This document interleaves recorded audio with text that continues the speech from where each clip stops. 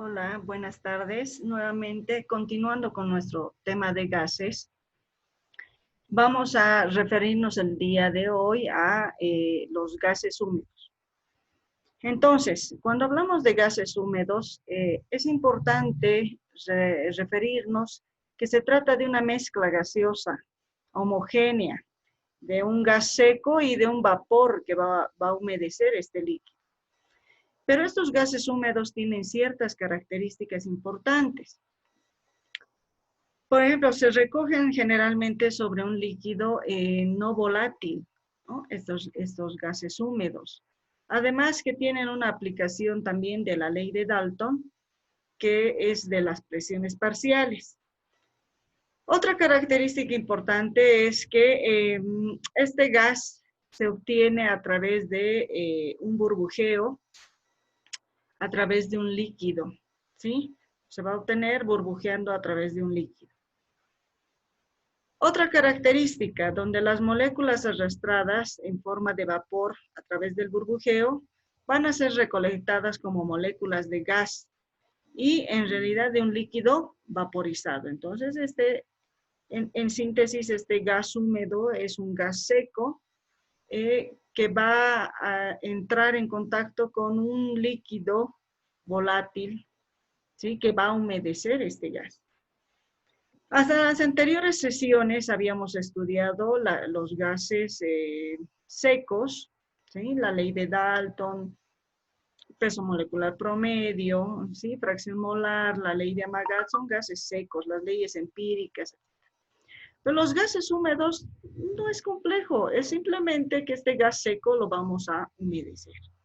Y para eso existen diferentes conceptos importantes y no complejos en realidad. Y aparece un primer concepto que es la presión de vapor. La presión de vapor, también conocida como la presión máxima, ¿sí? Y es aquella que ha llegado a un equilibrio dinámico, es decir, a un equilibrio de movimiento, donde el número de moléculas que se van a evaporar va a ser igual al número de moléculas que se van a ir condensando. Por eso se dice que ha llegado a un equilibrio de movimiento, ¿sí? Un equilibrio dinámico.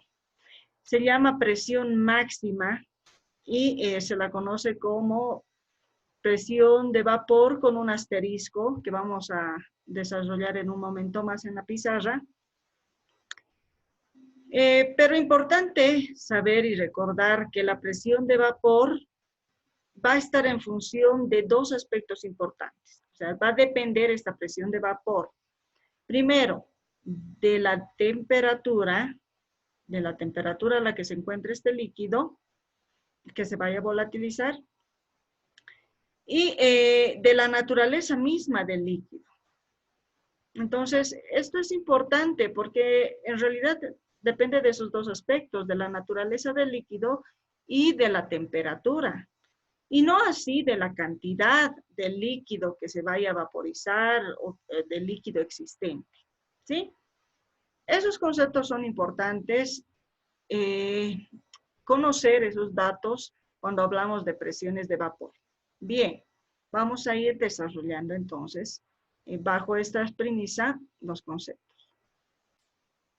Bien, entonces decíamos que la presión de vapor es aquella presión máxima de un líquido, si quieren, en el cual se lleva a vaporizar y condensar al mismo tiempo, se ha llegado a un equilibrio. Bien, hablar de presiones, entonces nos hace referencia a la presión de un gas húmedo, ¿sí? Un gas húmedo, ya les decía, es simplemente un gas seco con un líquido vaporizado que va a humedecer este gas seco. Entonces, la presión del gas húmedo simplemente se va a sintetizar en la presión de este gas seco más una presión máxima, como lo vamos a ver en un momentito que está escrito en la pizarra. Pero también este gas húmedo implica que hablemos de dos conceptos importantes, que son las humedades. Una de ellas es la humedad absoluta y otra es la humedad relativa. Entonces, hablar de humedad absoluta es igual a hablar de una relación que existe entre una masa de vapor y entre la masa del gas seco, ¿sí? Y hablar de la humedad relativa es igual a hablar a la presión de vapor que se va a generar dividido entre la presión de vapor máxima.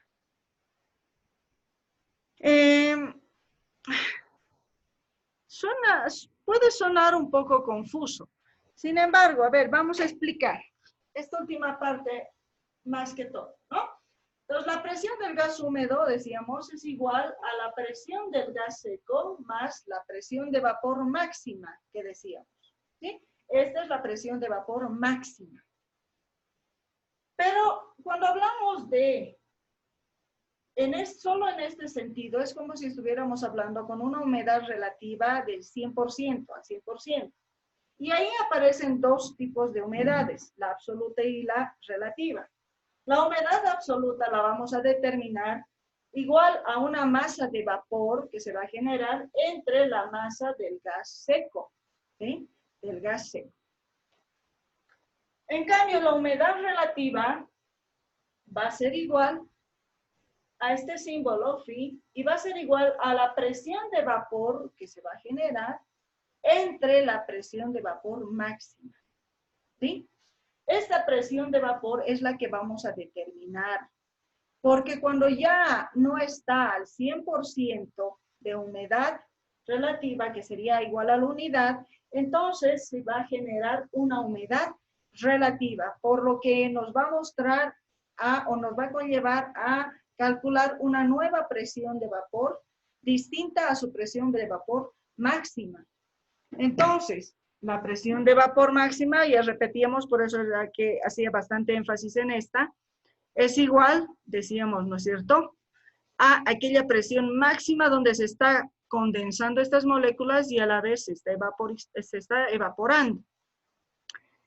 Y además, importante, esta presión de vapor, repitiendo, depende de dos características importantes, que son la temperatura y del líquido como tal. ¿Qué quiere decir? Estas presiones de vapor ya están determinadas, pero también podemos determinarlas, ¿sí? Estas presiones de vapor van a ser distintas. Por ejemplo, del agua es distinta a del alcohol o de otro líquido que sea volátil. Inclusive, la presión de vapor de la misma agua a 15 grados centígrados no es la misma que a 20 grados centígrados. Por eso es que depende de la temperatura. Es el factor importante. Que vamos a ir desarrollando, yo les invito a que tengan continuidad en el tema y vamos a ir desarrollando una serie de ejercicios aplicados a todos estos conceptos que hemos ido viendo hasta el momento, ¿no? En estas últimas dos sesiones principalmente. ¿Ya? Entonces, hasta ahí vamos a ver el día de hoy el tema de gases húmedos. ¿Sí? Buenas tardes. Un saludo.